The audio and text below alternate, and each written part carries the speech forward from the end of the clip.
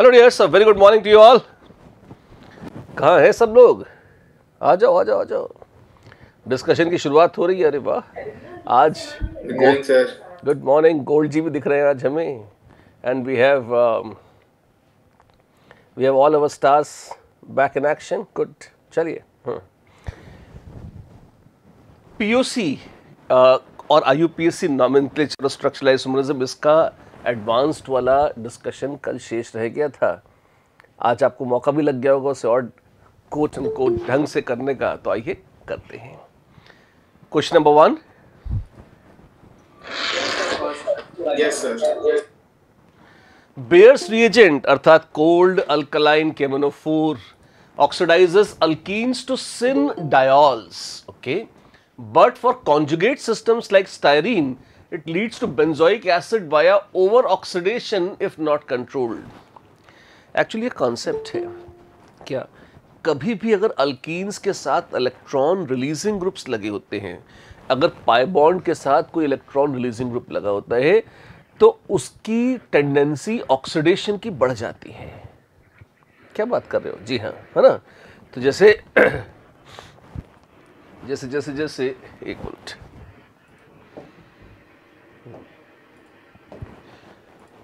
अच्छा, अब यहां पर तो ज्ञान भी दे दिया है कि स्टायरीन में अगर बेंजीन रिंग से जुड़ा हुआ है, जैसे ये आपके पास थिंक टैंक, ये अब ये कैसा है, एक प्लस एम ग्रुप है, तो इलेक्ट्रॉन दे रहा है, बहुत शक्तिशाली नहीं है। इसके बावजूद क्वेश्चन में आपको डेटा दे रखा है कि अगर थोड़ा सा छोड़ दिया जाए, टिपिकली क्या होता है, अगर आप देखिए टिपिकली कोल्ड डाइल्यूट अल्कलाइन केमोनोफोर को अगर अल्कीन्स पे डालेंगे तो क्या होगा, पाई बॉन्ड्स के across permanganate and cis diol OH लगा देता है, ग्लाइकोल फॉर्मेशन का बहुत क्लासिक रिएक्शन है। ये ऐसा है जो आपको पहले से पता है। इस क्वेश्चन में सबसे पहले आपको एक एक्स्ट्रा ज्ञान दिया गया है, क्या कि ये तो अज्यूम कर लिया गया आपको आता है तो होगा ही सही। फिर बोला गया है Baeyer's reagent oxidize alkenes to syn diols. अच्छा, ये तो नॉर्मल है, पता ही आपको, है ना, ये भी लिख दिया है कि ऐसा होता है। But for conjugated systems like styrene it leads to benzoic acid via over oxidation if not controlled. तो इसका मतलब बेंजोइक एसिड कैसे बनेगा, आप समझ रहे हो कि सबसे पहले मान लीजिए आपने यहां पे ये OH लगाया, फिर और ऑक्सीडेशन हुआ, तो alcohols can be oxidized to ketones and aldehydes, और ऑक्सीडेशन हुआ, ये बीच से क्लीव हो जाएगा और आपको क्या मिल जाएगा, COOH प्लस CO2। ये आपको पहले से पता होना जरूरी नहीं था, ये ज्ञान आपको क्वेश्चन में दे दिया गया है कि ऐसा होता है, आप ये ज्ञान प्राप्त कर लें। फिर आगे बोला है which compound decolourises Baeyer's reagent rapidly without brown precipitate formation initially, अच्छा, but upon standing yields a carboxylic acid due to cleavage involving a cyclic intermediate। तमाशा बहुत सारे साइक्लिक इंटरमीडिएट परमैंगनेट जब रिएक्ट करता है तो वो इवन सिस डायोल भी जब बनाता है तब भी साइक्लिक इंटरमीडिएट ही बनता है, कोई बहुत बड़ी चीज नहीं है। Should I write down that permanganate thing and show you? बिल्कुल नोट्स में सबसे शुरुआत में आपने परमैंगनेट का जो OH ग्लाइकोल ऑक्सीडेशन देखा भी था, हाइड्रोक्सिलेशन रिएक्शन, उसमें भी आपने जो बनाया था ट्रांजिशन स्टेट वो वही थी। तो इसमें स्टाइल बहुत मारा हुआ है, देखने में बड़ा ग्लैमरस क्वेश्चन है, पर अगर आप दम देखें तो दम इतना नहीं है। ये पहली लाइन जो है इससे हम परिचित हैं, होने चाहिए अगर हम पढ़कर आए हैं तो, है ना। और ये जो है ये कोई बहुत महान बात नहीं है, ये सब वो फैक्ट स्टेट करे गए हैं जो आपको पता तो है, लेकिन जब एक लंबे पैराग्राफ में लिखे जाते हैं तो वो थोड़ा सा एक हाइट आ जाती है कि अच्छा हाँ कुछ हो रहा है, कुछ भयंकर हो रहा है हमारे साथ, ऐसा लगने लगता है। आपसे सिर्फ ये पूछा है कि किस केस में, अच्छा फिर क्या, upon standing yields a carbo, मुद्दे की बात क्या है, it yields a carboxylic acid due to cleavage. तो C डबल बॉन्ड C को या जो मल्टीपल बॉन्ड है उसको क्लीव करके कार्बोक्सिलिक एसिड किस केस में मिल जाएगा, ऐसा पूछा है, राइट। और ये सब क्या है, विदाउट ब्राउन प्रेसिपिटेट, बकवास है। विदाउट ब्राउन प्रेसिपिटेट क्यों बनता है, MnO2 का बनता है, वो नहीं बनेगा तो क्या होगा, थोड़ा नीचे चलेगा, मैंगनीज बना लेगा, नॉट अ बिग डील, है ना, ठीक है। तो और विग्रस रिएक्शन हो गया इस टीम्स, ठीक। इथीन, अब इथीन से कोई कार्बोक्सिलिक एसिड नहीं मिलने वाला। पहली बात तो इथीन वो किसी सी डबल बॉन्ड सी से कॉन्जुगेशन में नहीं है, जैसा कि ज्ञान ऊपर दिया गया था। क्योंकि वो कॉन्जुगेशन में नहीं है तो इथीन बस ग्लाइकॉल बना के रुक जाएगी। अगर गलती से ऑक्सीडाइज हो भी जाती और ये टूट जाता तो एक एक कार्बन फॉर्मिक एसिड बनाता जो कि फर्दर ऑक्सीडाइज होकर CO2 दे देता, किसी भी सूरत में रुकता तो नहीं किस पर, एसिड पर। तो ये तो बकवास ऑप्शन है। बेंजीन रिंग के साथ C triple bond C, this is very similar to this, जिसके लिए हमको बताया है कि इसमें ऑक्सीडेशन हो जाता है, ठीक उसी से बहुत ही मिलता है। इससे क्लोजेस्ट क्या था, डबल की बजाय ट्रिपल बॉन्ड लगा दिया। ट्रिपल बॉन्ड तो और इलेक्ट्रोनेगेटिव है और मजे से इलेक्ट्रॉन ले लेगा, बढ़िया है। तो क्या इसमें क्लीवेज हो जाएगी इसकी तरह? हाँ ठीक है, this sounds like a very very close and similar candidate, yes, ये तो ठीक लग रहा है। फिर साइक्लोहेक्सीन, साइक्लोहेक्सीन में कहीं कॉन्जुगेशन है? नहीं है। और यहां बोला था but for conjugated systems like फलाना फलाना, तो कॉन्जुगेटेड ना तो ये कॉन्जुगेटेड है ना ये कॉन्जुगेटेड है। फिर फ्यूमारिक एसिड, टिंग टैंग टिंग, तो ध्यान रखिएगा जैसे जैसे electron releasing group C double bond C से जुड़े हैं वैसे वैसे उसकी ऑक्सीडेशन की टेंडेंसी बढ़ जाएगी, और जैसे जैसे इलेक्ट्रॉन विड्रॉइंग ग्रुप जुड़े होंगे वैसे वैसे उसकी ऑक्सीडेशन की टेंडेंसी कम हो जाएगी, वो पिट भी जाएगा। फ्यूमारिक एसिड को कोई विशेष दो शक्तिशाली -M ग्रुप्स जुड़े हुए हैं, कोई बहुत विशेष कामना नहीं होगी कि इसका ऑक्सीडेशन इतने आराम से हो जाए। तो विद ऑल ड्यू रिस्पेक्ट सबसे अच्छा कैंडिडेट नंबर 1 और 3 तो आउटराइट ऑफ है। इसमें कॉन्जुगेशन है पर C डबल बॉन्ड O जैसे इलेक्ट्रॉन विड्रॉइंग ग्रुप के साथ है, और स्टाइरिन का एग्जांपल दिया था उससे बिल्कुल मिलता जुलता है phenyl acetylene. So the closest and the best answer is 2। There we are. Okay, अच्छा क्वेश्चन था, टफ नहीं था, लेकिन हाँ एक बार को फ्लिप फ्लॉप कराने वाला और कंफ्यूज करने वाला अवश्य था। आपको इसमें नया ज्ञान क्वेश्चन में दिया था, सिर्फ उसको पढ़कर अप्लाई करना था और कुछ नहीं करना था। पहले से कुछ बहुत ज़्यादा ज्ञान की अपेक्षा नहीं थी। हाँ, कलेजा ज़रूर मजबूत होना चाहिए। और ये क्या पूछ ले तो पढ़ाई रही है भगवान, क्या पढ़ाएगा वो ये करोगे तो फिर नहीं होगा, है ना। जेई हमेशा ऐसे क्वेश्चन देता है कि आपको थोड़ा सा वहाँ पर ऑन द स्पॉट मौके पर चौका मारना ही पड़ता है, तो उसकी आदत पड़ जाए, इसलिए थोड़ा अभ्यास करा रहा हूँ आपको। How is this? Done. Third, fourth, fifth,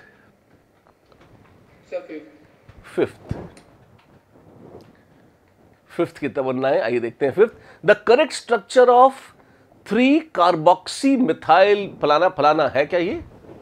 ये है साइक्लोहेक्सेन कार्बोक्सिलिक एसिड। तो सबसे पहले तो साइक्लोहेक्सेन और उसमें COOH कार्बोक्सिलिक एसिड वाला चाहिए।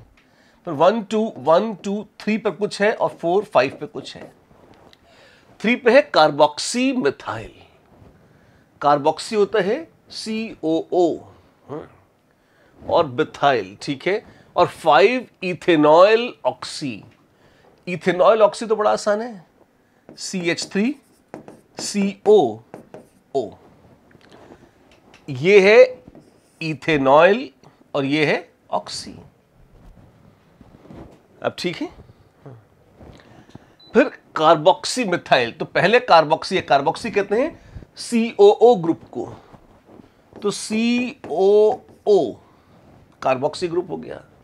और कुछ नहीं है तो उसके बाद मिथाइल है, तो मिथाइल। अब बार हवा में ऑक्सीजन तो लहराएगी नहीं, तो H लगा दो, और क्या क्या उपाय है, ठीक है। तो ये बन गया क्या? Carboxy methyl. अब देखें कौन बैठ रहा है। पहले वाला नहीं, ये मिथॉक्सी कार्बोनाइल है, बाकी ये तो ठीक था।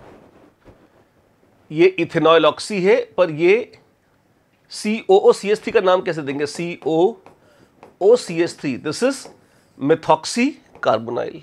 सेम चीज, वही आइटम हो गया। ये तो 2 कार्बोक्सिलिक एसिड हो गए, तो मार्केट से बाहर है ये तो। ये क्या है बाबू? Carboxy methyl. वाओ, ये बढ़िया है। 4 is the answer. Okay, sir. Question number 6। Yes, sir. Yes, sir. How many of the following produce an insoluble precipitate in aqueous ammonia?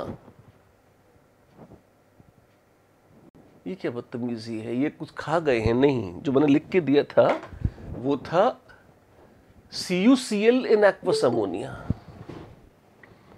सिर्फ अमोनिया कर देंगे तो कुछ नहीं बैठेगा, कोई सेंस नहीं है इसकी।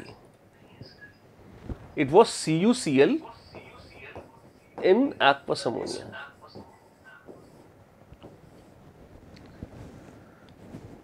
हाँ, CuCl या ऐसी AgNO3 ऐसी कुछ था, मतलब वो स्टैंडर्ड। अगर मान लीजिए अगर ये होता, चलो ये तो अभी चेंज हो जाएगा, लेकिन अब करके देखिए इसे। अब कर पा रहे? रेड कलरेशन आएगा विद एसिटिलीन। हाँ, वो Cu2C2 का प्रेसिपिटेट दे देगी। HCHO, ये वो आ गया ना।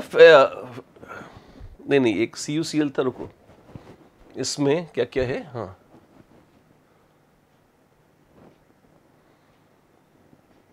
चलेगा। तो मूल क्वेश्चन था उसमें, एक अगर आंसर मैच कराना, AgNO3 करके देखो एक बार। अमोनियकल सिल्वर नाइट्रेट है ना, तो ये बनाएगा Ag2C2। इसमें हो जाएगा सिल्वर मिरर। फॉर्मिक एसिड में भी सिल्वर मिरर हो जाएगा। मिथेनॉल कुछ नहीं करेगा, फिर मिथाइलमीन कुछ नहीं करेगा। NH2OH फिर से सिल्वर मिरर दे देगा। हाइड्रोक्सिलमीन, हाइड्रोजीन भी सिल्वर मिरर देते हैं। 2 ब्यूटाइन कुछ नहीं करेगा, और 1 ब्यूटाइन वो दे देगा RC triple bond C minus Ag plus, इसका प्रेसिपिटेट दे देगा। सर फिर भी आंसर 5 ही आएगा। 1 2 3 4 5, ठीक है।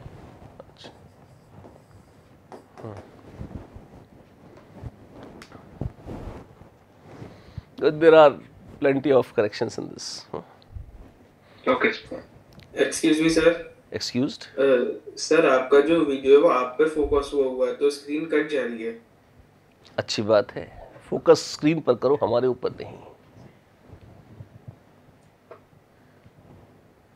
हाँ सर, थोड़ा सा लाइक ज़्यादा जूम हो रखी है स्क्रीन, वो ऊपर वाला क्वेश्चन वाला पोर्शन कट रहा है थोड़ा सा।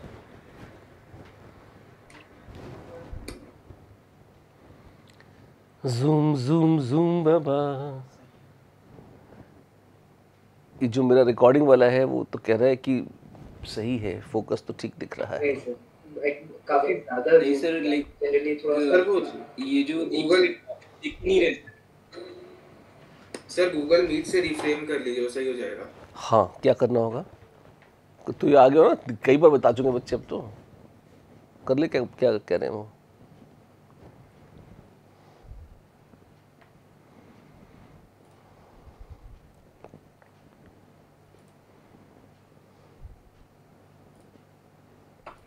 सर इन द मीनवाइल एक चीज पूछना था सर। हाँ, पूछ लो। सर ये जो जेल दाल मेथड वगैरह जो है सर, वो एक्चुअली आज के पेपर में आ गए थे, तो वो कहाँ से पढ़ना सर?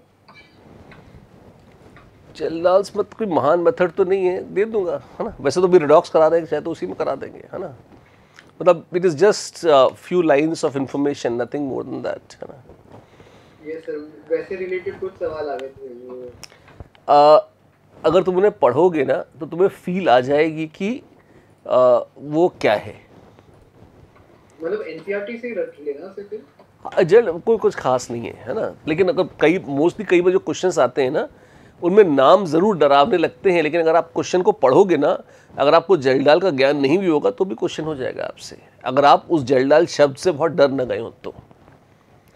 ठीक है, मतलब जो कलरेशंस वगैरह जो थे ना सर, वो सब भी थे। मैं एक्चुअली बस ऐसी उसे एज एन एग्जांपल ऐसे 5-6 सवाल थे जो आरएसएम में एक बार देख लेते हैं, ठीक है ना। क्या है वो, लेट्स डिस्कस दिस आउट, और कुछ होगा तो पढ़ा देंगे, अभी हाथ के हाथ ही खत्म हो जाएगा, है ना। ठीक है। आगे चले, क्वेश्चन नंबर 6 नोट करो करेक्शन के लिए, है ना। 7, Yes, sir. W. Yes, sir. a reddish coloration or precipitate can be obtained by, अच्छा इसमें तकलीफ क्या है? W में दिक्कत है। W में, W कहाँ है ये? Salicylic acid with neutral FeCl3। Salicylic acid में बेंजीन रिंग के साथ COOH भी है और OH ग्रुप भी है ना। अब न्यूट्रल FeCl3 कार्बोक्सिलेट के साथ तो वाइन रेड कलरेशन देता है जो कि सैलिसिलिक एसिड के पास है, और वो फिनॉल के साथ वायलेट कलरेशन भी देता है। तो अब प्रश्न ये उठता है कि सैलिसिलिक एसिड का क्या भविष्य है? उसमें वाइन रेड कलरेशन आएगा या पर्पल कलरेशन आएगा? सच तो ये कि कोऑर्डिनेशन तो दोनों के थ्रू हो सकता है। आप खुद भी देखिए कि अगर दोनों ही संभव हैं तो जो ज़्यादा डार्क कलर है डोमिनेट तो वही करेगा, और सच तो ये है कि it will give you purple colouration. Salicylic acid अगर आप मिक्स करेंगे neutral FeCl, I hope you remember what is salicylic acid, benzene ring COH और ऑर्थो पोजीशन पर OH ग्रुप, क्योंकि उसमें फिनॉलिक ग्रुप है तो वो वायलेट कलरेशन जरूर देगा, और जब डार्क वायलेट आ जाएगा तो वो छुपा लेगा डीप रेड कलरेशन किसका? कार्बोक्सिलेट आयन का न्यूट्रल FeCl3 के साथ। तो आपको ये वायलेट ही दिखता है, और वहां पे रेडिश कलरेशन की बात थी, तो चाहते हुए भी हम इसको शामिल नहीं कर पाएंगे। ठीक है, okay sir. Should I go over each option one by one? No sir, बाकी हो गए। ठीक है। 8th,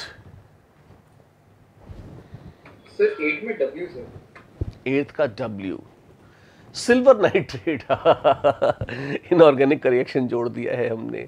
silver nitrate AgCl precipitate कर देगा, व्हाइट प्रेसिपिटेट टेम्परेचर आ जाएगी, खत्म बात, दैट्स इट। सर वैसे भी टाइम दिया था तो वो बस मतलब वो इंस्टेंटली हो जाएगा क्या? हाँ, वो तो 1 सेकंड भी नहीं लगता, पर बोला है विद इन 1 to 2 minutes, 1 से 2 मिनट के अंदर अंदर हो जाए तो is like instantaneous less than 2 minutes, yes चलेगा, इट्स ओके। थोड़ी बदमाशी थी वो कि हमने उसमें इनऑर्गेनिक का तड़का लगा दिया, लेकिन ठीक है। पहले मेरे दिमाग में इसमें ZNS डाल दो, हाँ, जैसे मान लो जिंक जो है, सॉरी H2S डाल दें अगर, तो H2S डाल दोगे तो concentrated HCl plus zinc ions, ये यू नो ग्रुप 2 में जो प्रेसिपिटेट होते हैं क्वालिटेटिव में, या ग्रुप 4 में जो होते हैं, उनकी तरह से अगर आप देखेंगे तो आप कुछ मैनिपुलेशन कर सकते थे। तो फिर मैंने कहा नहीं, ज़्यादा हो जाएगा, ज़्यादा बदतमीजी नहीं करनी चाहिए, तो फिर मैंने कहा चलो आगे बढ़ते हैं। सिल्वर नाइट्रेट का तो आपको ज्ञान है, क्योंकि AgCl तो टर्शरी ब्यूटाइल हैलाइड्स के साथ भी प्रेसिपिटेट होता ही है।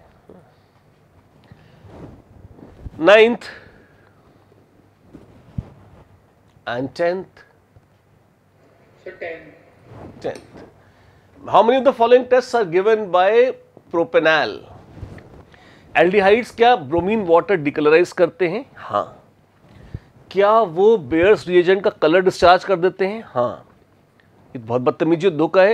ये तो पहले 2 टेस्ट वैसे तो नॉर्मली अल्कीन्स के कहे जाते हैं।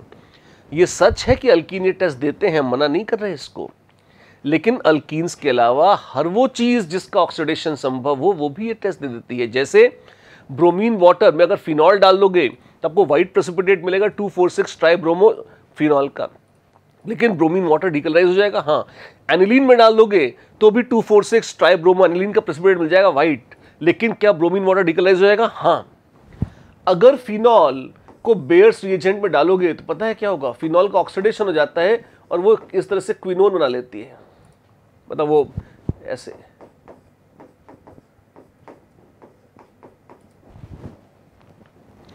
तो क्योंकि अगेन एरोमेटिक रिंग है, इलेक्ट्रॉन रिच है OH या NH2 के कारण, तो आप पाओगे जैसे ही आएगा तुरंत, अगर आप इसको ऑक्सीडाइज को, केमिनोफोर अच्छा ऑक्सीडाइजिंग एजेंट है, ठीक है, कोल्ड डाइल्यूट अल्कलाइन में पिट जाता है, पर फिर भी ये क्या बड़े एक्टिव हैं फिनॉल एनिलीन, ये कूद कूद के कहते हैं हाँ हाँ हम होंगे ऑक्सीडाइज, हम होंगे ऑक्सीडाइज, तो ये ऑक्सीडाइज भी हो जाते हैं। तो क्या बेयर्स रिएजेंट इनको डिकलराइज कर देगा? जी हाँ कर देगा, और ब्रोमीन वाटर भी इनसे रिएक्ट कर जाएगा, जी बिल्कुल ऐसा। तो एल्डिहाइड्स या फॉर्मिक एसिड या फॉर्मेट एस्टर्स या फिनॉल या एनिलीन, ये चारों पांचों अनसैचुरेशन के टेस्ट भी दे देंगे, जो कि normally C double bond C या सी ट्रिपल बॉन्ड सी के माने जाते हैं। ये बहुत अच्छा फैक्ट है। सर यहाँ पे जो सेकंड ऑक्सीजन कैसे जुड़ गया सर, वो आप एक बार मैकेनिज्म। नहीं, हर चीज रेडॉक्स के मैकेनिज्म में बिल्कुल मत चलो तुम, है ना। सिर्फ दुख होगा तुम्हें और कुछ नहीं होगा, और बेइज्जती के अलावा कुछ हाथ नहीं लगेगा, ठीक है। रेडिकल्स के थ्रू चलता है वैसे तो ये, है ना। मुझे आइडिया तो है, लेकिन जैसे जैसे मैं इसको करते जाऊंगा तुम दुख पाओगे और कुछ नहीं होगा, है ना। तो इसलिए life has taught me, you know, कम बोलो और सुखी रहो। तो इसलिए ये हो जाता है, बस इसके ज्ञान की प्राप्ति अपने आप में आनंद है और कुछ नहीं। एनिलीन होता तो यहाँ पे डबल बॉन्ड NH और यहाँ डबल बॉन्ड O ऐसा लग जाता है। PQ हो गया R, silver winner with ammoniacal silver nitrate, तो बहुत क्लासिक टॉलरेंस रिएजेंट टेस्ट है। फिर violet coloration with neutral FeCl3, of course नहीं, ये फिनॉल थोड़ी है, ये नहीं करेगा ऐसे काम। फिर है red colouration with KOH, ketones के लिए था, नहीं। हाँ, तो ये भी कीटोन्स की थी, ये भी नहीं करेगा। फिर yellow orange colouration with dinitrophenyl hydrogen, Brady's reagent, तो ठीक है। हाँ, इसमें एल्डिहाइड येलो से ऑरेंज और कीटोन्स ऑरेंजेस से रेड में चले जाते हैं। रेड कलरेशन विथ मिक्टर में नॉनसेंस है, प्राइमरी अल्कोहल्स देते हैं। फिर restoration of pink colour with ships reagent, है ना, होगा। हाँ, आयोडोफॉर्म टेस्ट, प्रोपेनॉल क्यों देगा आयोडोफॉर्म टेस्ट, नॉनसेंस है, नहीं। हाँ सर, तो 5 ही हो रहे थे सर। 1 2 3 4 5, हाँ 5 हाँ ही सर, आंसर 5 आ रहा था और 6 था, यही डाउट। यस सर, 5, ठीक है, 5 इज द आंसर। हाँ, 11th, ये सर 11th वाला। फलाना एंड ढिकाना can be distinguished by how many of the following tests. Distinction का मतलब समझते हो? सर एक टेस्ट देगा और एक नहीं देगा, मतलब दोनों में, अलग रिजल्ट। हाँ, दोनों में अलग अलग रिजल्ट आ जाए, ठीक है। मतलब एक लाल एक हरा हो जाए तो दोनों रिएक्ट तो कर गए, पर कोई लाल हरा हो गया तो डिस्टिंक्शन आ गई। अगर दोनों में व्हाइट PPT आ गया तो कोई डिस्टिंक्शन नहीं है। दोनों में गैस के बुलबुले बन गए तो कोई डिस्टिंक्शन नहीं। एक रिएक्ट कर गया, एक नहीं कर गया, और जो रिएक्ट कर गया वो दिख गया तो हाँ डिस्टिंग्विश हो गया, ऐसे बोल सकते हैं। इसी कसौटी पर कसते हैं। ये देखिए P, ब्रोमीन वाटर टेस्ट, जो पहला वाला है, क्या वो ब्रोमीन वाटर को डिकलराइज करेगा? हाँ करेगा, फिनॉल भी है और एल्डिहाइड भी है। ये ब्रोमीन वाटर को डिकलराइज करेगा? हाँ, एल्डिहाइड है, ये भी कर देगा। तो ब्रोमीन वाटर तो दोनों को डिकलराइज कर रहा है, हाँ जी। तो क्या वो डिस्टिंग्विश हुए? नहीं, डिस्टिंग्विश तो नहीं हुए, गलत बात। Baeyer's reagent test, cold dilute alkaline KMnO4, दोनों में एल्डिहाइड है। अगर दोनों में एल्डिहाइड है तो दोनों पंगे करेंगे, I am sorry. Tollens reagent test,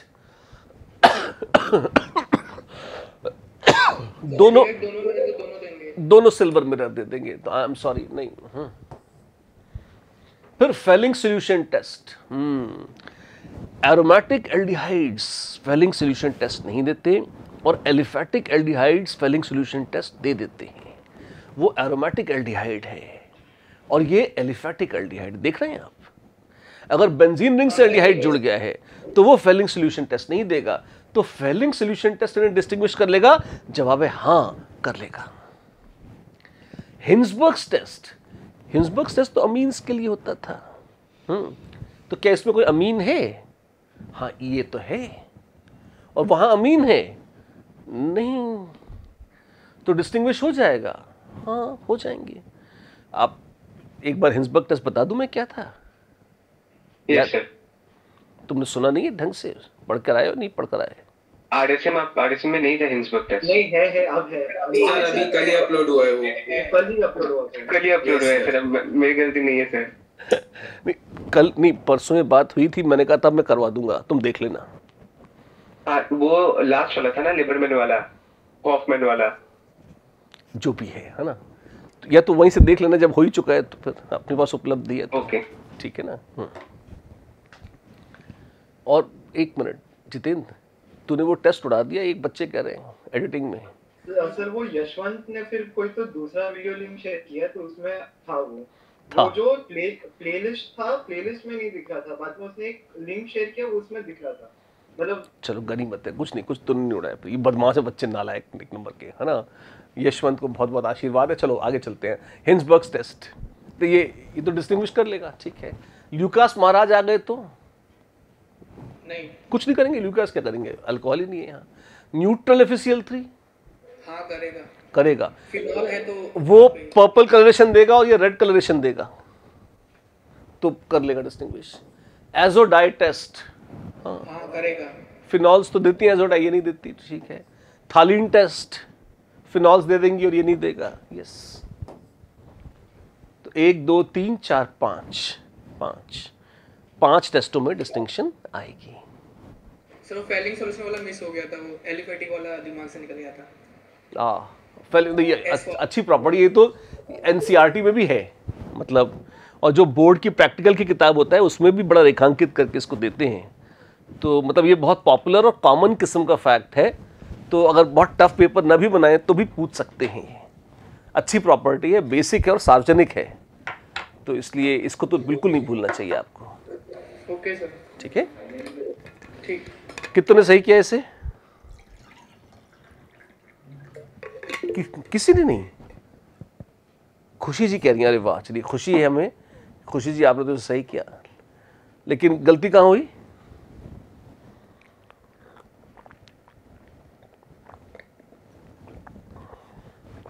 no reply. चलो आगे चलते हैं। तब हिंसबर्ग देख के छोड़ दिया था। 12th 13th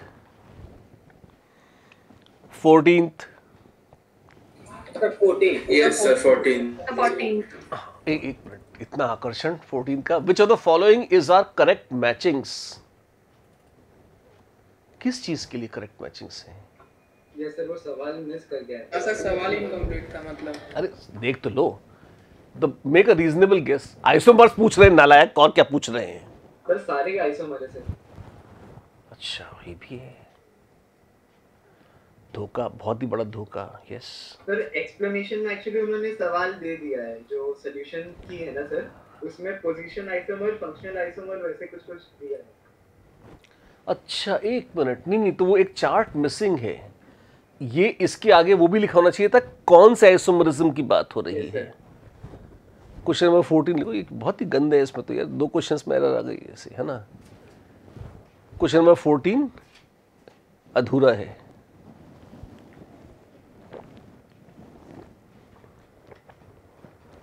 yes sir, yes sir. Option 4 sir. क्या हो गया 4 में? फ्लोरीन उड़ गया। नहीं है सर। हाँ सर नेमिंग सेम कहाँ से हो सकते हैं? फ्लोरीन नहीं है तो सेम तो नहीं हो सकते, तो जो छपा है माना तो वही जाएगा, तो 4 को हटा दो। सही आंसर है 1 3। क्वेश्चन नंबर 15 का सही उत्तर है 1,3। ये तो सुख है मोर देन 1 करेक्ट का कि प्रिंटिंग एरर होने के बावजूद बच गए हम। 1,3।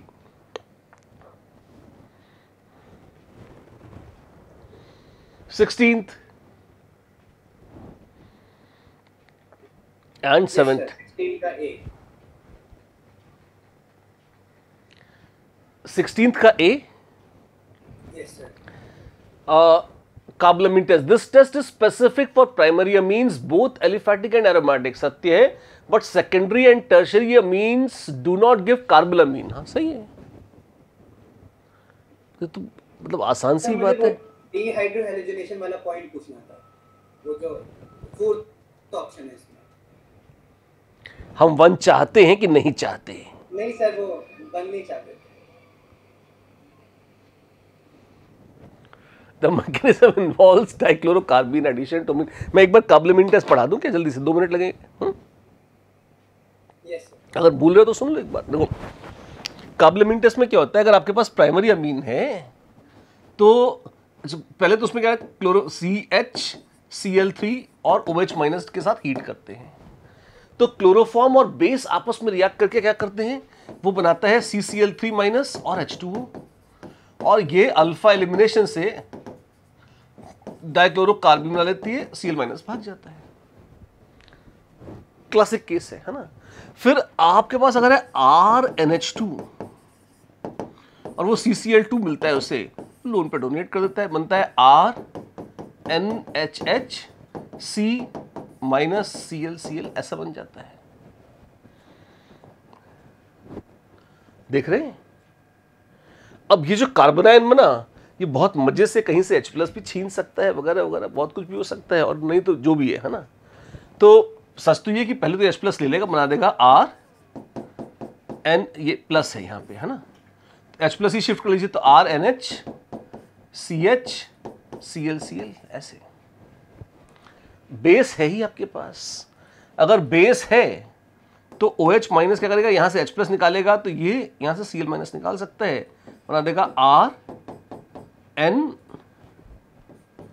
CH Cl ऐसे। ठीक, कुछ गड़बड़ तो नहीं करे मैंने? नहीं, बड़ा अच्छा किया। हाँ। अब इसी में आप अगर फर्दर इसमें से निकालना चाहें कुछ, तो अगर ये लोन पेयर यहां लाके इससे निकलवा सकें, अगर तो आपके पास एक बहुत भद्दी और चीप सी चीज मिल जाएगी, R N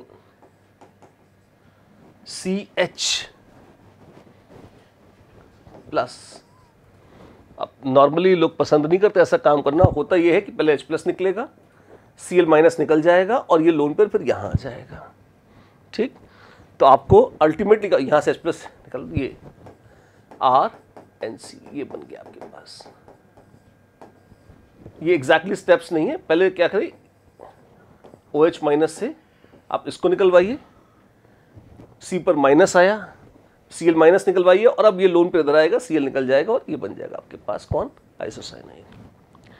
आप देख सकते हैं कि इस तरह का आइसोसाइनाइड बनने के लिए नाइट्रोजन को ये ट्रिपल बॉन्ड बनाना पड़ेगा। तो इसका मतलब उसके पास सिर्फ एक कार्बन के साथ एक ही बॉन्ड होना चाहिए, प्राइमरी एमीन्स चलेंगे, सेकेंडरी या टर्शियरी एमीन आइसोसाइनाइड नहीं बना पाएंगे। तो क्या सेकेंडरी टर्शियरी एमीन रिएक्ट नहीं कर सकते? सेकेंडरी एमीन रिएक्ट कर सकता है ना, पर वो प्रोडक्ट दूसरा बनेगा। अगर आपके पास यहाँ R' था तो आपके पास क्या हो जाएगा, यहाँ R' आ जाएगा, HCl निकालेंगे, आपके पास R N R', और ये इस तरह का बन के अटक जाएगा। अब किसको एलिमिनेट करेंगे, कोई एलिमिनेट ही नहीं होगा। ठीक, तो एक कुछ ज्यादा बना गया क्या मैं? जो भी है वो, हाँ ठीक है, मतलब जो भी होगा वो प्लेजेंट नहीं होगा, मतलब कोई बहुत महान चीज नहीं बनेगी, है ना। तो और यहां पर डू नॉट गिव कार्बोलामिन, कार्बोलामिन तो निश्चित रूप से नहीं बनेगा। तो ये बात थी।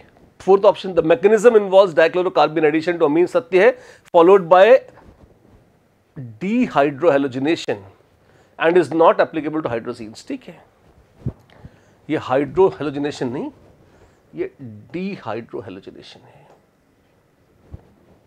अच्छा नहीं, ये है डी है यहाँ पे, यहाँ की उसमें तय था, प्रिंटिंग में यहाँ थोड़ा सा गंदा लग रहा है, डी यहाँ कर दिया, हेलोजिनेशन ऐसा है। ठीक है, जो पूछता है वो हाँ या ना अंत में बोल दिया करे, एक बेसिक तमीज है ये, कि अगर मैंने क्वेश्चन पूछा है तो हम हाँ या ना करके बोल दें कि हमें पल्ले पड़ा नहीं पड़ा क्या हुआ, न कि हम साइलेंट मूवी बना दें उसकी तरह, चार्ली चैपलिन की तरह। 17th sir fourth option, fourth के पहले कुछ नहीं, neopentyl alcohol, a primary alcohol reacts unusually fast, बिल्कुल नहीं, ड्यू टू स्टेरिक, बकवास है ना। Lucas test, primary alcohol Lucas test नहीं देते, तो नियोपेंटाइल अल्कोहल भी नहीं देगा। उसमें क्या है कि वो तो बाद में रीअरेंज हो जाएगा, मरेंगे तो स्वर्ग मिलेगा, पर पहले मरना भी तो पड़ेगा। तो प्राइमरी कार्बोकटायन बनेगा तो वो अगर कटायन बन गया तो वो बहुत तेजी से रीअरेंज हो जाएगा, वो तो ठीक है, वो तो सारे रीअरेंजमेंट तेजी होते हैं, पर पेन तो प्राइमरी कार्बोकटायन बनने का है, वो नहीं बनेगा। तो fourth is a bad option. Sir बनने के बाद अगर कुछ अच्छा हो रहा हो तो सर दैट मतलब वो हम कैटर नहीं करेंगे ना सर, क्योंकि अरे खुद को ही देख लो, विद्यार्थी क्या करते हैं, आज मेहनत कर लेंगे, 2 महीने 4 महीने 6 महीने मेहनत कर लेंगे तो पूरी जिंदगी सुखद हो जाएगी, हम ये जानते हैं। पर क्या हम ऐसा करते हैं? नहीं करते। हम वही करते हैं जो हमें करना होता है। क्यों? सुख तो हमें आज इसी क्षण चाहिए, भविष्य में जो होता है वो उसकी ऐसी तैसी।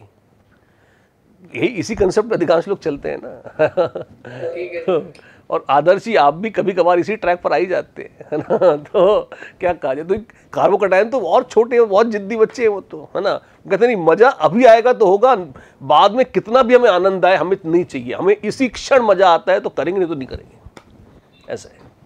सर इसमें ये एड ऑन सवाल पूछना था सर, नियोपेंटाइल ऐसा होगा तो एलिमिनेशन जनरली फेवर होगा ना क्या इस केस में? नहीं मतलब क्योंकि अगर हमें किधर रिएक्शन करवाना है कॉम्प्लेक्स केस कि किधर से होगा एलिमिनेशन? बीटा हाइड्रोजन ही नहीं है, तो कुछ नहीं करेगा ये फिर नियोपेंटाइल। कुछ नहीं करेगा, पड़ा रहेगा।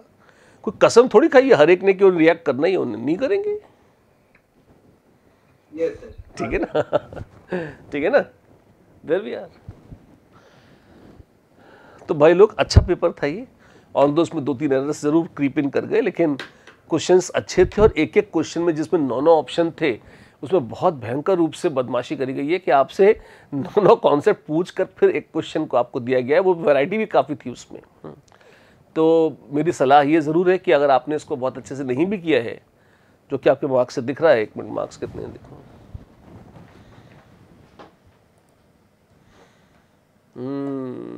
हाईएस्ट कितने हैं? सौजात्य सारंगी जी के हैं, और भी 32 नंबर हैं 68 में से, आधे से भी कम। शिव सौजात्य सारंगी और यशवंत। तो खैर कुछ तो 2-3 क्वेश्चन में तो ऐसी गड़बड़ थी तो अलग बात है, लेकिन फिर भी it is worth repeating once whenever you have revised it properly. ठीक है, देयर वी आर। और आपसे क्वेश्चन है एडवाइस चाहिए सर ऐसे चैप्टर के। एक मिनट, एडवाइस वगैरह सब होती रहेगी, है ना। पहले काम खत्म हो गया है, कुछ और बचा हुआ है? नहीं सर। हाँ, बट एडवाइस पर एक ग्लिच के बारे में बात करनी थी। लाइक आज के ये वाले टेस्ट में मुझे 73 मिले, बट सर वो लीडर बोर्ड में वो कुछ दिखाई नहीं रहा मुझे। लाइक अच्छा ऐसे मैंने टेस्ट दिया ही नहीं। क्या लाइक आज के टेस्ट मैंने दिया है, लेकिन वो लीडर बोर्ड में एज ए दिखाने मैंने टेस्ट दिया ही नहीं है, थर्ड वाला टेस्ट। तो ये तुम्हारे खिलाफ बहुत गहरा षड्यंत्र है। अच्छा, क्या बाकियों के साथ भी ऐसा हुआ है? यस सर, मेरा डीएनएफ में हुआ था सर। वो टॉप 10 दिखाता है। नहीं, मैंने टॉप 10 में आने लाइक मार्क्स मैंने स्कोर किया थे। तो जो तुम्हारी तकलीफ है ना, तुम उसे लिख कर एक बार पोस्ट कर दो ग्रुप पर, है ना, तो will get that cross checked. बिल्कुल। ओके और इस पेपर में तुम्हारे 72 नंबर थे, 72 आज के, वो जेई मेन पैटर्न में होंगे। हाँ, अच्छा। सबके ज्यादा है, इजी थे। ओके, ठीक है, बहुत अच्छी बात है।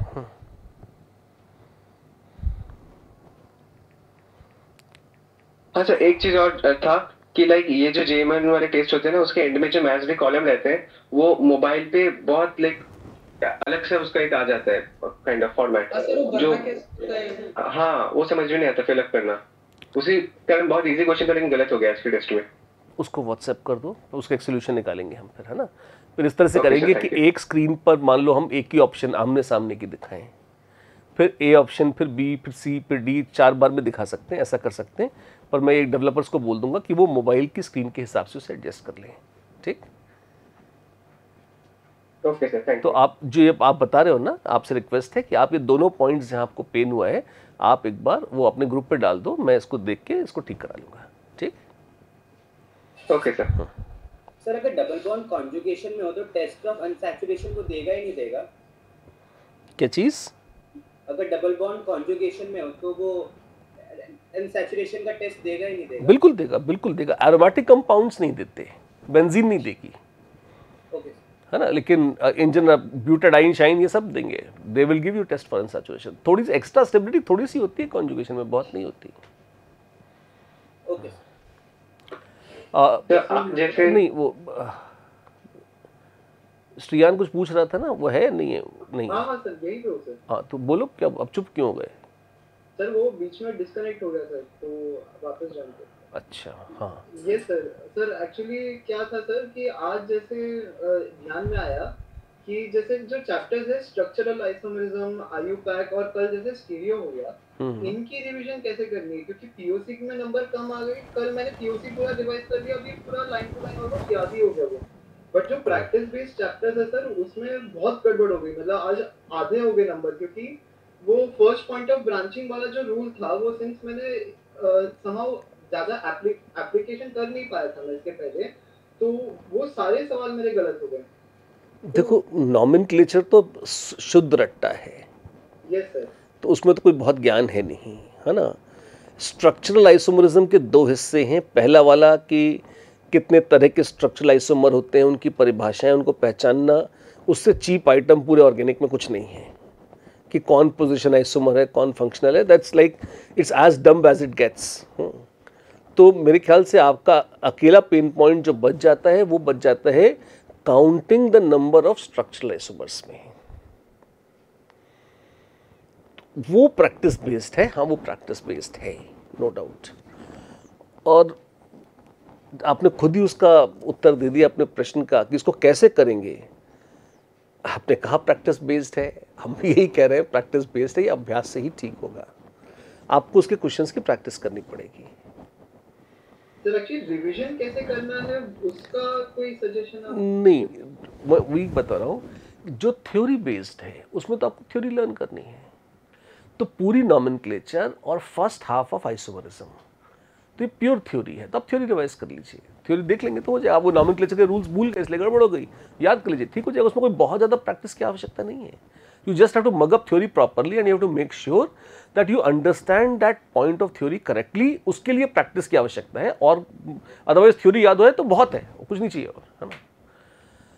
अंडरस्टैंडिंग वाला पोर्शन जिसमें अभ्यास की जरूरत है वो है counting the number of structural isomers. तो उसमें मेरा पहला सजेशन तो होगा कि जो हमने आपको क्लास में क्वेश्चंस दिए थे, इलस्ट्रेशंस में लिए थे, अगर आपने उसमें से कुछ रिवीजन के मार्क कर रखे हैं तो एक बार सबसे पहले तो उनको दोबारा लगाइए। तो वही क्वेश्चन दोबारा लगा लें, हाँ लगा लो, हो तो रहे नहीं है तो दोबारा कर लो, क्या जाता है। अगर वो दोबारा ढंग से लग जाते हैं तो आपसे कोई भी क्वेश्चन हो जाएगा, आपको दिक्कत नहीं आएगी। वो बहुत केयरफुली क्यूरेटेड मटेरियल है ना। और अगर आपसे वो नहीं होते हैं तो पहले उनको ढंग से करो, जैसे ही वो ढंग से होने लगेंगे आपसे नए क्वेश्चन भी हो जाएंगे। That is the way. उसमें क्वेश्चन को आपको सॉल्यूशन छुपाकर क्वेश्चन को फिर से दोबारा करना होगा। That is a practice you will have to do and you might need 2-3 hours for this. Okay, और बोलो, और कुछ है? हाँ सर, एक छोटा सा डाउट था। तो आज जैसे वो सैलिसाइक्लिक एसिड वाला था जिसमें 2 चीजें थी, तो उसमें कंफ्यूजन क्रिएट हुआ था। अब ऐसे ही अगर कुछ और कंपाउंड हो देन इन दैट केस हम क्या करें कि किसका वाला डोमिनेट करेगा और किसका नहीं करेगा? वो पहली बात तो ये कि सिंपल कलर्स देख लो। कई बार तो उनका लीनियर कॉम्बिनेशन हो जाता है, पहले और दूसरे का टोटल करके देख लो, जो डोमिनेट करेगा उसके हिसाब से देख लो। कलर में तो अक्सर चल जाता है ये। हाँ, एक छोटा सा इसमें एक ही पॉइंट एक्स्ट्रा आता है। कार्बोक्सिलिक एसिड्स जो है ये न्यूट्रल FeCl3 के साथ कलरेशन देते हैं, है ना, रेड कलरेशन, वाइन रेड, है ना। अगर मेरे पास अल्फा अमीनो एसिड्स हैं तो इसमें भी COH ग्रुप तो है लेकिन अल्फा पर NH2 ग्रुप भी है। अल्फा अमीनो एसिड्स क्या करेंगे, क्या ये भी लाल रंग देंगे या नहीं देंगे? तो ये आपको अलग से पता होना चाहिए। नहीं पता है तो मैं अलग से आपको बता देता हूँ। Alpha amino acids neutral FeCl3 के साथ कोई टेस्ट नहीं देते, मतलब उनका वो लाल रंग भी नहीं आता है। हाँ, अगर बाजू में मतलब कोई ऐसा ग्रुप है जैसे अल्फा अमीनो एसिड में ही बेंजीन रिंग लगा है, उसमें OH ग्रुप लगा हुआ है, तो वो फिनॉल बन गई, तो वो पर्पल कलरेशन दे देंगे जाके। कुछ एक और भी हैं जिसमें साइड चेन्स में वो येलो या ऊट पटांग कलर देते हैं, लेकिन जो क्लासिक रेड कलरेशन आता है, wine red colouration of carboxylate ion, alpha amino acids, वो COOH जिसके बाजू में अल्फा पोजीशन पे NH2 लगाए, वो कॉम्बो कोई टेस्ट नहीं देता। अगर बचे हुए दुम में कोई ऐसा ग्रुप लगा हुआ है जो कोई न्यूट्रल FeCl3 के साथ रिएक्ट के कोई टेस्ट दे सकता है तो वो देता है, दुम देती है टेस्ट। लेकिन जो मेन अल्फा अमीनो एसिड है वो न्यूट्रल FeCl3 के साथ कलर प्रोड्यूस नहीं करता। 2-3 ही केसेस हैं, बहुत ज्यादा है नहीं, तो आपको इससे ज्यादा दुखी होने की आवश्यकता नहीं है। यही था, बस देख लीजिए एक बार। ठीक, okay sir, thank you. Sir अभी वही लसानेज टेस्ट बता सकते हैं क्या वो? लसाइने जेल्डाल, सुन लो एक बार क्या है। लसाइने टेस्ट बड़ा मज़ेदार है। ये क्या बहुत हद तक इंट्रिकेटली इनऑर्गेनिक से जुड़ा हुआ है, इसलिए मैं प्रेफर करता हूँ कि इनऑर्गेनिक की क्वालिटेटिव हो जाए तब हम इसकी बात करें, बट टेस्ट बड़ा सुपरफिशियल है। सुन लो, इसमें क्या होता है, कोई ऑर्गेनिक कंपाउंड आपको दिया गया और आपसे पूछा गया कि बताओ इसमें हेटेरो एटम्स कौन कौन से हैं, कैसे हैं, क्या हैं। तो आप एक छोटी सी कांच की ट्यूब में वो कंपाउंड लीजिए, फिर उसमें एक सोडियम का टुकड़ा डालिए, अच्छा, और मेटालिक सोडियम बाकायदा बाइज्जत, और पिघलाकर कांच की ट्यूब को बंद कर दीजिए, अच्छा। और फिर उसके बाद क्या करिए, बहुत मज़े से आराम से उसको गर्म कीजिए। गर्म करेंगे तो क्या होगा, सोडियम तो बहुत तुरंत पिघल जाता है, और सोडियम महान रिएक्टिव कंपाउंड है, और पिघला हुआ गरम गरम सोडियम तो मतलब एकदम लावे जैसा काम करेगा। किसके लिए? ऑर्गेनिक कंपाउंड के लिए। ऑर्गेनिक कंपाउंड के टुकड़े टुकड़े हो जाते हैं जो होने होते हैं। उसमें जितनी नाइट्रोजन होती है that nitrogen is totally reduce to ammonia, या वो नीचे रिड्यूस होती है। Sulphur is reduce to sulphide.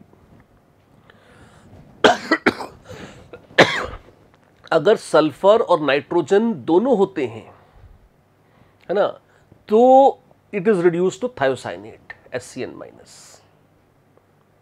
उसमें कुछ कुछ कॉम्बिनेशंस होते हैं, क्या क्या बन जाता है ना। अब आपको क्या करना है, आपको ये जो फ्यूज्ड जो पदार्थ है किसके साथ, सोडियम के साथ, आप इसको ठंडे ठंडे पानी में डाल दें तो कांच पटाख से फूट जाएगा, सोडियम रिएक्ट करेगा, बहुत तमाशा होता है ना। जब वो सारा तमाशा हो चुके, जब वो ठंडा हो जाए, उसकी हाइड्रोजन वगैरह निकल जाए, सोडियम खत्म हो जाए, आप चुपचाप उसे छलनी से छान लीजिए, फिल्टर पेपर से छान लीजिए। अब आपके पास उस कंपाउंड का सोडियम एक्सट्रैक्ट आ जाता है, जिसको लोग कहते हैं कि अब ये मेरे पास एक्सट्रैक्ट करके आ गया, ठीक है। अब इसका क्या भविष्य है?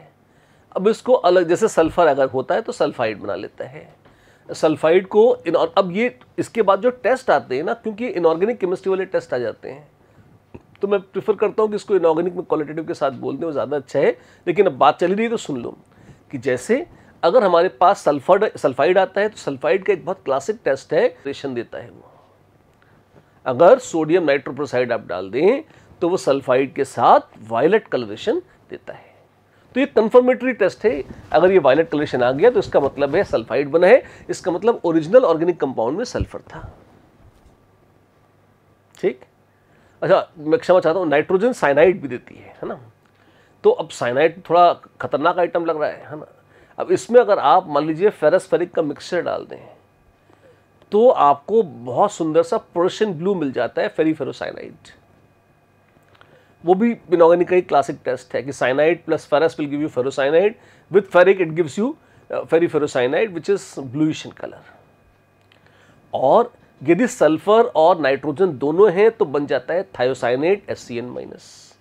न्यूट्रल FeCl3 डालते हैं तो ब्लड रेड, खूनी लाल रंग दिखता है। तो लसाइनेट टेस्ट की मदद से हम पहचान लेते हैं कि इस कंपाउंड में सल्फर या नाइट्रोजन हैं या नहीं है। ये लसाइनेट टेस्ट है, ओके सर, ठीक है। बच्चे खोजे अरमान नहीं, चलिए। जेल्डाल्स मेथड में क्या करते हैं, ऑर्गेनिक कंपाउंड को कंसंट्रेटेड सल्फ्यूरिक एसिड के साथ उबालते हैं, उसके टुकड़े टुकड़े कर देते हैं, तो जितनी नाइट्रोजन होती है वो अमोनियम बन जाती है। फिर उसको क्या करते हैं, उसको कॉन्सेंट्रेटेड NaOH के साथ गर्म करते हैं, तो all nitrogen is converted to ammonium and on ammonium is released as ammonia. ये जो अमोनिया गैस निकलती है इसको एक्सेस एसिड में ट्रैप कर लेते हैं। जैसे पहले से हमने नाप लिया कि भाई 0.1 मोलर HCl था 20 ml, तो उसमें हमने अमोनिया पास करी, तो अंदाजे से एक्सेस एसिड लेते हैं और जो अमोनिया निकल रही है सारी की सारी उसमें पास करते हैं, तो वो एसिड अमोनिया से न्यूट्रलाइज हो जाता है। और जो बच जाता है, कुछ एक्स्ट्रा एसिड, जानबूझ के थोड़ा ज़्यादा एसिड लेते हैं, और जो बचा हुआ एसिड है वापस उसको NaOH से टाइट्रेट करके पता कर लेते हैं कि कितना एसिड बच गया। तो शुरू में एसिड कितना लिया था ये पता है, बाद में NaOH के साथ टाइट्रेट करके देखा कितना बच गया, हाँ जी। तो जो डिफरेंस है वो क्या है, ये वो एसिड है जो अमोनिया से न्यूट्रलाइज हो गया। तो हमें पता लग जाता है कि अमोनिया कितनी निकली। अमोनिया पता चल गई कितने मोल्स थे, तो नाइट्रोजन के मोल्स पता लग गए, और ये सारे नाइट्रोजन के मोल्स किसमें थे? ऑर्गेनिक कंपाउंड में थे। तो किसी भी ऑर्गेनिक कंपाउंड में नाइट्रोजन की परसेंटेज पता लग गई किससे? ये जेल्डाल्स मेथड से। बस ये जेल्डाल्स मेथड है, ठीक है। यस चलो रुक जाए अब। तो चलिए फिर शाम को मुलाकात होगी, रेडॉक्स की शीट डिस्कस करेंगे हम। फिर मिलते हैं अगली बार। नमस्कार। Thank you.